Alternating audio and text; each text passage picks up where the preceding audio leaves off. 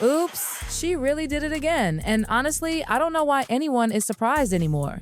Everything was calm for a split second in Buckingham Palace, everyone breathing normally, pretending the royal world was finally steady, and then Fergie whispers three tiny little words and boom, the entire palace practically starts shaking like it's sitting on top of a volcano. Because the way she said it, the timing, the smirk, oh, she knew exactly what she was doing. And the second those words left her lips, the whole royal PR machine started panicking like someone had just pulled a fire alarm. And the biggest blow is going to be from none other than who used to be dubbed as Fergie, the Duchess of York, and Rachel Meghan Markle, who's still a Duchess.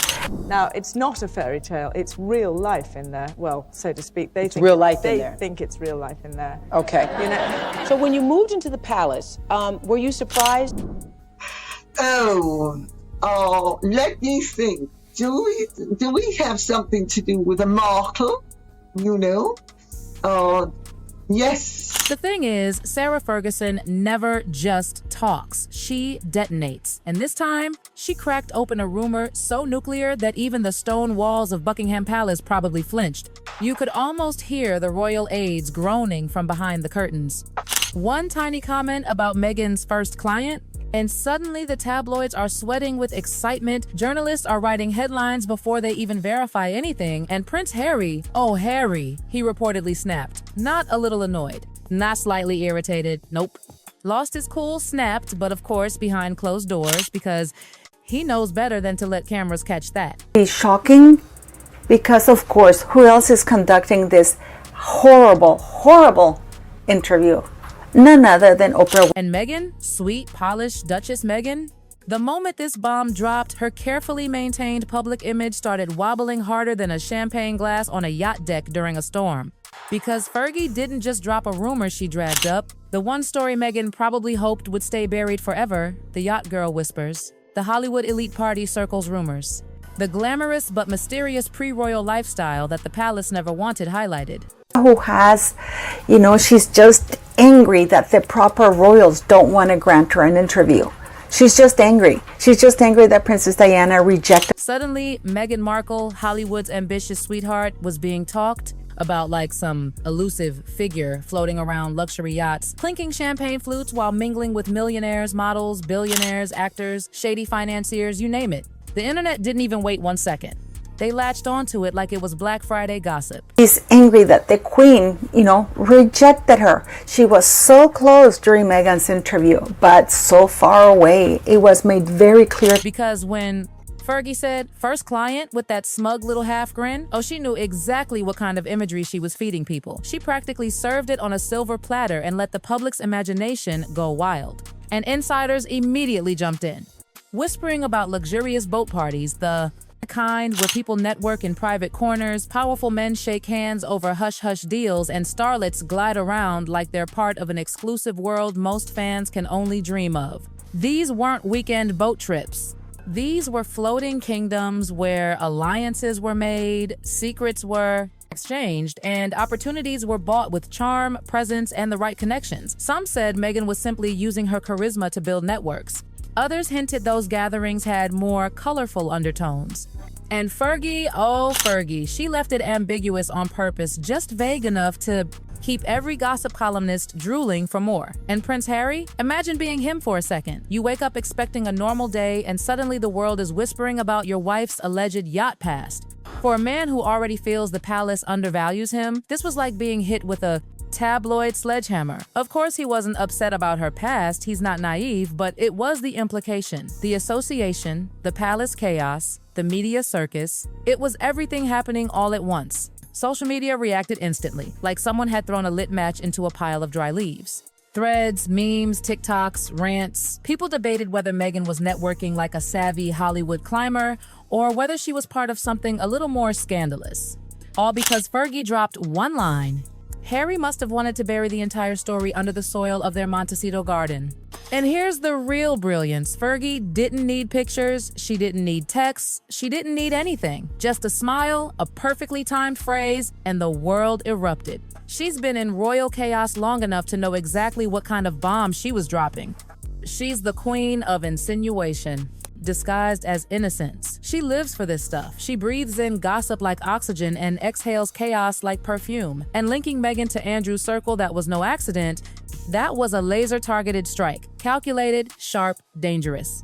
Because Andrew, well, his reputation is a bonfire even, without Meghan anywhere near it. And Fergie, she knows everything. She's lived it, she's survived it, and she's weaponized it. Everything after that was pure meltdown. PR teams scrambled. The palace was sweating. Tabloids were buzzing like bees in a hive that someone just kicked. Fergie didn't confirm, didn't deny, just smirked and left. Do you understand how powerful that is in royal scandal language? It's practically an invitation for chaos. And oh, chaos answered. Meghan immediately went silent, the smartest move she could have made. Silence in royal scandal is like gasoline. It makes everything burn brighter. The more she stayed quiet, the more people speculated. Harry, meanwhile, was losing patience because he's caught between loyalty to Meghan and the crushing weight of royal tradition. Behind closed doors, insiders swear he snapped, but in a controlled royal don't embarrass yourself kind of way. And the best part? The public loved it. They inhaled every headline like it was free dessert. Late night shows joked about it, influencers analyzed yacht photos, Reddit made theory threads thicker than novels. To understand why this hit so hard, you have to understand Fergie. This woman has been burned by the royal family so many times, she practically walks around with smoke scars. She's been humiliated, pushed out, judged, dragged by tabloids, you name it.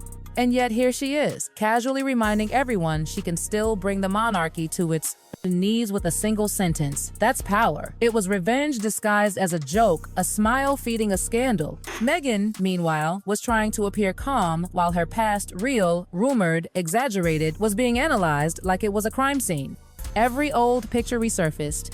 Every event was recontextualized. Every yacht rumor became headline fuel. For a woman who built a clean brand of humanitarian sparkle and Hollywood polish, this rumor hit like a meteor. But then Fergie went further. She tied Meghan's world glitzy Hollywood, yacht parties, elite circles to Andrew's messy, controversial orbit. That combination alone was enough to send Buckingham Palace into DEFCON 3. Senior officials panicked, aides whispered nervously. PR people tried to craft statements that didn't make things worse, which is almost impossible when the scandal is built on ambiguity. Meanwhile, the internet connected dots that didn't even exist, they always do that, and the palace could not keep up. Harry's anger reportedly peaked. Meghan's silence grew louder. And Fergie just sipped her drink somewhere, fully aware she'd created a monster story without ever saying anything directly. Every hour, the scandal grew like a wild vine creeping up the palace walls. Hashtags trended, old photos resurfaced, connections formed, some fabricated, some may be real. And through it all, Harry and Meghan were stuck in a pressure cooker, dealing with betrayal from within the family, attacks from the outside, and a rumor that was now too big to kill. Is any of it true? Does it matter? Not in the world of royal gossip. Perception is reality, and Fergie crafted that perception with 3 tiny words. That's why this rumor won't die. It has roots now, deep ones, and it places Meghan in a world she's tried desperately to distance herself from. By the time the dust settled, every insider agreed on one thing. Fergie didn't just gossip, she launched a storyline, a multi-chapter saga. One that will twist and turn, erupt and fade, return and escalate, all because she decided it was her. The moment to strike. And the palace? They're still trying to figure out what hit them. Harry's trust? Shaken. Meghan's reputation? Scrutinized. The monarchy's control? Completely undermined. Fergie's relevance? Sky high again. And here's the part no one wants to admit. Fergie is nowhere near done. The pen is in her hand. And she has years of royal secrets she hasn't even hinted at yet. Buckle up, because this story, it's only getting started. And here's the thing people still don't fully grasp. When a royal scandal like this ignites, it doesn't just affect the people involved, it sends shockwaves through every dusty hallway, every gilded room, every carefully guarded secret inside Buckingham Palace. It shakes the foundation of the monarchy's image, and Fergie knows that better than anyone. That's why her timing was almost sinisterly perfect. She didn't whisper those words during a quiet week. She dropped them right when Harry and Meghan were trying to stabilize their public brand, right when the palace was juggling multiple crises, right when Andrew's name was creeping back into headlines. She pressed detonate at the exact moment the explosion would be the pawn loudest. It wasn't just a hint, it was a message. A reminder that she's not some harmless, forgotten duchess sitting quietly in the background. Oh no, she's the wildfire they can't predict. The rogue element in a family obsessed with control. And honestly, the way she watched the fallout with that calm satisfaction, it said everything. Meghan's team couldn't even move fast enough to clean the mess. The story spread faster than any official statement ever could. Meanwhile, in Montecito, you can almost picture the atmosphere. Harry pacing back and forth, tugging at his hair, muttering about betrayal and unfairness and why his family can't just leave his wife alone. Meghan sitting somewhere off to the side, controlling her breathing, staying calm but with that tightness in her jaw that says everything. She's been in Hollywood long enough to know when a PR disaster is spiraling. She knows when silence is strategic and when speaking would only add fuel. But this time, the rumor wasn't small. It wasn't passing. It was explosive and sticky. The kind of thing the internet loves too much to let go.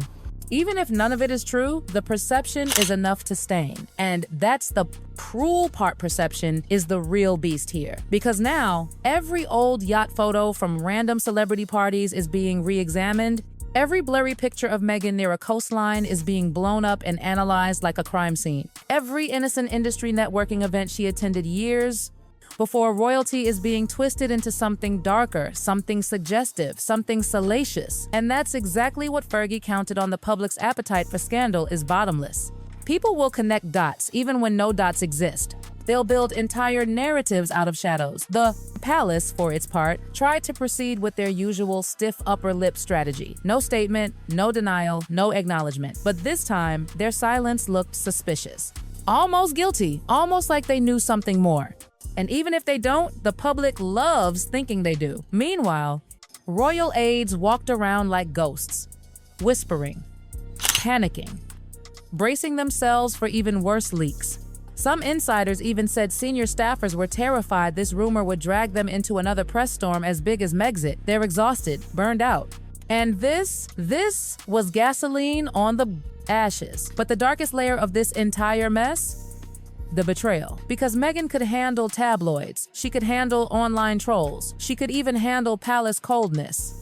But betrayal from inside the family, from someone who has shared royal events, family dinners, private conversations, that hits differently. That stings in a way only family can sting. And for Harry, that pain multiplies. He knows exactly how ruthless royal insiders can be. He's seen it his entire life. But watching someone target Meghan yet again must have felt like deja vu he never wanted. The story hasn't faded. It hasn't calmed down. If anything, it's shaping into a new chapter of the Sussex versus the Palace saga. A chapter fueled by whispers, insinuations, secrets, and Fergie's signature brand of beautifully timed chaos. And if history tells us anything, it's this. Fergie never fires just one shot. She fires the first, then waits for the perfect moment to fire the next. And Meghan and Harry, they know the next wave is coming. Because in royal warfare, silence is never peace, it's preparation.